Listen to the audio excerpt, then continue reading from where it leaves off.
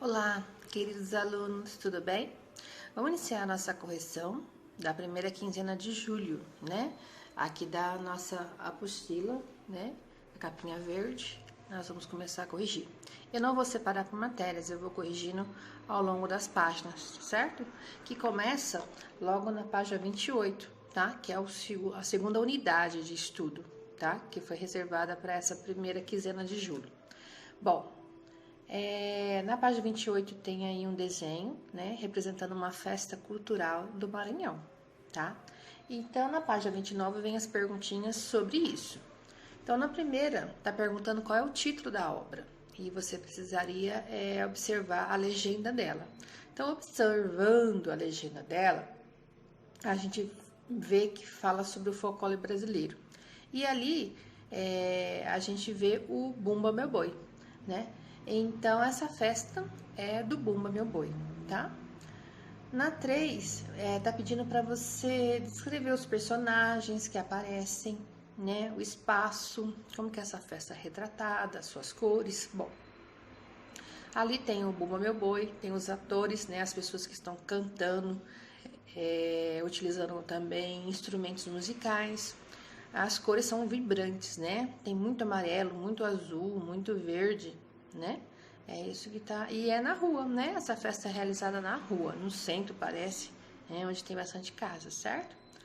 A atividade 4 tá. Pesquisa e descreva em poucas linhas outra festa popular. Então, tem várias a gente aqui, né?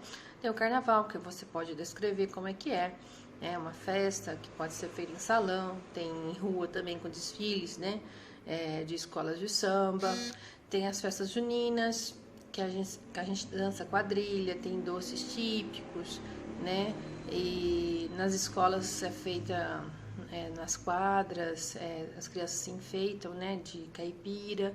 Então tem essas duas que vocês podem escrever e descrever, que vocês conhecem muito bem, tá? E logo abaixo tem um texto, né? Falando sobre Maranhão, que continua na página 30, tá?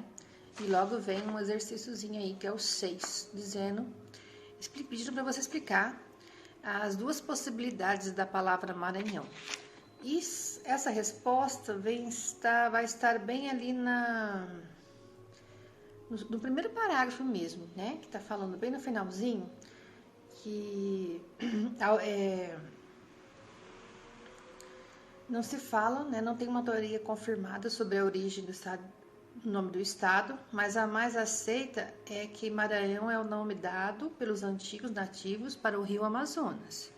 E também outra teoria, que o nome surgiu por conta dos emaranhados dos rios do local. Então, essas duas possibilidades para a história do nome Maranhão, tá? Na 7, tá pedindo para fazer uma ilustração, né? Então é muito pessoal esse desenho, né? Sobre a festa, né? Da cultura maranhense, a partir do que você viu lá naquele desenho e sobre o texto, né? Sobre Maranhão. Então é para fazer mais ou menos. Na página 31 é matemática, né? Tem aí umas sugestões de nomes de menina e nome de cachorro. Eu achei elas um pouquinho confusas na relação ao cachorro, mas vamos lá. Nossas primeiras meninas aí seria a Patrícia, que está do lado da Juliana. Depois vem a Paula, a Beatriz e a Clara. As meninas eu achei fácil, os cachorros eu achei difícil para vocês. Mas aí, é o Bob, a Laila, o Rex, a Sula e a Nina, tá? Essa é a ordem aí dos personagens dessa página, tá bom? Na página seguinte, vai ter um textinho sobre a lenda dos diamantes. Muito legal essa leitura aí, né? É uma lenda, como vocês já sabem, os índios têm muitas lendas, né? Explicando algumas coisas do dia a dia deles. E aqui está explicando sobre os diamantes, da onde vêm os diamantes, né? Que história é essa? E aí eles tem uma lenda aí explicando isso. Logo em seguida, na página 33, tem as atividades sobre esse texto. Então, lá no primeiro, é para circular as palavras mais importantes do primeiro parágrafo. Lembre-se de que são palavras sem as quais não é possível entender o sentido do texto. Eles estão se referindo aos substantivos, que a gente já viu um pouquinho, né? Então, a gente tem aí lenda, casal, índio, tem tribo, tem rio, tem guerreiro, tem flor, tem braço, tem jovem, tem moça. Não, jovem não é não, só moça, porque moça é jovem, tá falando da moça. Tem potira, tem flor.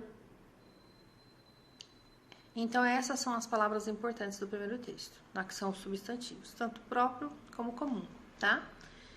2. Destaque, escreva nas linhas abaixo os substantivos próprios. Aí, dessas todas que você colocou lá, circulou, você tem que colocar, escrever ali quais são os próprios. No caso, potira, né? Porque ela não é uma índia comum, ela é a potira. Então, potira é o nome dela. E Itagiba, que é o nome do marido dela, né? O que mais que tem? Tupã, né? Fala de Tupã, que é o nome do deus. Que eu tenha visto é só o nome da potira, o nome do esposo dela, o nome de Tupã. Ali não fala o nome da tribo, né? Então é só isso. 3. É um pouquinho mais difícil essa 3. Tá pedindo para você narrar, né? Como se fosse um dos personagens. Porque aqui a gente vê que alguém tá narrando, não tem uma terceira pessoa narrando que não é o personagem. Então aqui tá pedindo para você reescrever o texto, usando a visão de um dos personagens. Na correção do que eu fiz, que eu mandei para você escrito, eu narrei como se fosse a Índia, ela contando a história. Então, quando a pessoa conta a história, ela fala muito o eu, né? Eu vivia, eu me chamo Potira, eu vivia em uma tribo, né? Então, ela conta. Então, você tem que substituir todas essas palavrinhas que seria como se fosse outra pessoa contando para o eu, tá? Então você escolhe ou pelo lado do guerreiro ou pelo lado dela, tá? Eu coloquei lá uma sugestão, vocês podem fazer como vocês quiserem, tá? Na 4, colocada ali uma palavrinha tirada de um dicionário, né? Tem ali 4 sentidos, 4 significados da palavra margem, né? E pede para você fazer frases, utilizando a primeira e a segunda opção. Então, você tem que fazer uma frase para cada uma. No arquivo escrito, eu dei 2 sugestões, tá? Vira na página 34, ali na 5, tá pedindo para você circular as palavras polissêmicas. Palavras polissêmicas são aquelas que têm vários 1, 2, 3 significados, como eu já havia falado para vocês. Então, manga, né, que pode ser manga de fruta e manga de roupa. Banco, que pode ser banco para você retirar dinheiro, pagar as contas, ou um banco para você sentar. Vela, pode ser aquela que acende quando tá escuro, né? E vela de barco. O cão, não lembro de 2 significados e nem letra, tá? Então, esses 3 seria a resposta mais correta. Na 6, está pedindo para fazer uma frase com cada significado. Tanto, por exemplo, manga, tanto manga fruta como manga de camisa. Você vai fazer uma frase com cada um. A mesma coisa vai acontecer com banco e vela, tá? Pessoal, então não tenho como eu te falar, não tem a receita aí, né? A seguir, tá pedindo para você jogar esse joguinho da página 35 e fazer as regras, escrever as regras. Então, eu sugeri algumas regras aí no arquivo, que pode ser várias, né? Mas como você vai descrever como se joga o jogo. É como se fosse alguém de outro país vindo para sua casa e você vai apresentar o jogo e o que você vai falar para ela? Como que joga? E aí é para escrever esse como jogar, tá? Na página 36, nós vamos entrar em matemática, falando aí sobre objetos, né? De corpos redondos. Tem 2 figuras aí, né, de crianças brincando. E logo na exercício 2 está pedindo o nome dessas brincadeiras, né? Então, na primeira, a menina tá usando o pé de lata, não sei se você já conhece como pé de lata, pode ser outro conhecimento de vocês, mas eu conheço como pé de lata. E no segundo tem pulando corda, então essas seriam as duas respostas, o nome das duas brincadeiras, tá? 3. Você observou que na primeira imagem há um cilindro? Sim, as latinhas têm formas de cilindro, certo? E aí embaixo tem a explicação dos corpos redondos, que são corpos que são figuras, né, que tem uma parte arredondada, né? Aqui na figura aqui de baixo tá colocando o cilindro, né, que ele é todo redondinho, então ele é um corpo redondo. O cone, que embaixo é redondo, e a esfera, que é toda redonda, certo? Bom, na página 37, tá pedindo para circular os corpos redondos, né? Então nós temos aí a esfera, essa rosinha, tem o cilindro, o verdinho, tem o funil, tem algumas peças que eu não sei o nome, arredondadas, essa amarela, a vermelhinha, tem um funil mais compridinho, tem um tipo de um cone, chapéu de palhaço. Então, toda que tiver um pedacinho redondinho, você circula, certinho? Página não. Continuamos na página 37, exercício 5. Tá perguntando aí qual dos dois vai tomar mais sorvete, sendo que um pediu a casquinha e o outro o copinho. Então, provavelmente quem pediu a casquinha, que é a menina, né? Ela vai tomar menos sorvete. Quem pediu o copo, né, vai tomar mais sorvete, porque a casquinha funila, né? Então cabe bem menos, ok? 6. Tá perguntando se você já brincou de pular corda. Descreva a segunda imagem das brincadeiras populares. Quantas crianças aparecem? O que há no espaço em que elas estão? Quais cores são usadas na pintura? Então, pelas minhas contas aí, são 6 crianças. Parece que eles estão num espaço, não sei se é rua, mas é de um campo, né? Tem vários restos de lixo, né? Várias coisas de lixo, parece, né? Parece que é num lugar que não é muito bem arrumado, né? As cores são bem vivas, né? Tem muito vermelho, amarelo, verde, branco, né? São cores bem vivas. E é isso que dá para descrever aí sobre essa imagem que aparece na página 36. Virando a página 38, tá pedindo para vocês fazerem uma cruzadinha, né? Eu acho que já sabem o nome disso aí tudo. E depois escrever embaixo o nome dessas brincadeiras relacionadas a essas imagens aí. Então é para você, tipo, fazer uma frase. Por exemplo, peteca, jogar peteca, brincar de carrinho, pular corda, jogar peão, andar de bicicleta, soltar pipa, jogar bola. Então são frases. Não tá pedindo o nome, porque o nome já é na cruzadinha. Você tem que fazer uma frase pequena, né? É o jeito de fazer, né? O nome da brincadeira, tá bom? Na página 39, vai falar de brincadeiras populares, né? Que passam de geração em geração. E vem uma perguntinha. De acordo com o texto, como que as brincadeiras populares tornam-se conhecidas? Elas sofrem alteração? Por quê?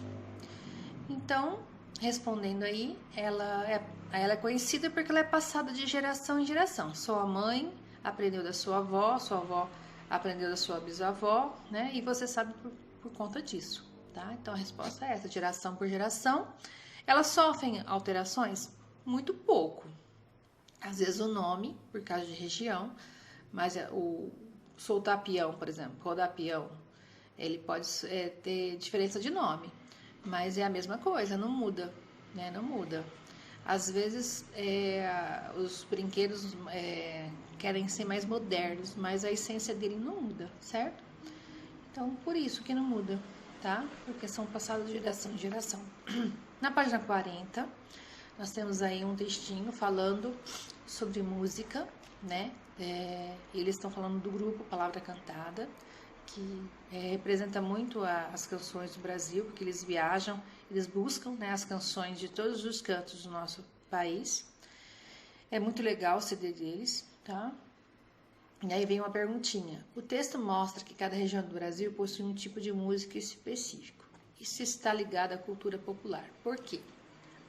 como já falou nos textos anteriores, a gente conversou sobre isso, né? Cada lugar é diferente, né? Nós cantamos de um jeito, nós ouvimos um tipo de música, porque nós somos desse jeito, né?